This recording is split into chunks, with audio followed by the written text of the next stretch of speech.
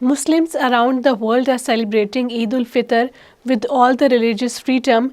The people of occupied Kashmir were stopped and prohibited by the Indian authorities from offering Eid ul-Fitr prayers at the historic Jamia Masjid and Eidgah in Srinagar city. Anjuman Awqaf of the Jamia Masjid Srinagar had announced that Eid ul-Fitr prayers will be offered at the historic Eidgah in Srinagar at 10 a.m. and also asked the authorities not to create any obstacles.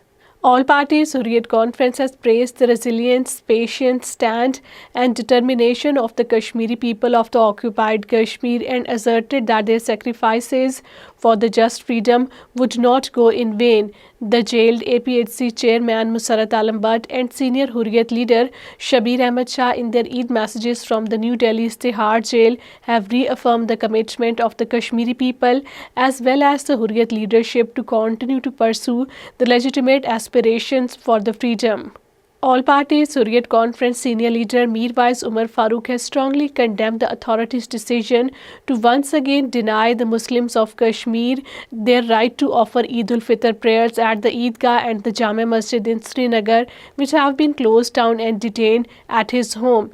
Mirwais Umar Farooq, in a statement issued in Srinagar, said that even at the peak of the militancy during the 1990s, Eid prayers were offered at the Eidgah. And now, when the huge claims of normalcy are made every day by the authorities, why are the Muslims being kept away from their religious places and the practices? What is the agenda? Is the collective identity of the Kashmiri Muslims a threat to the rulers?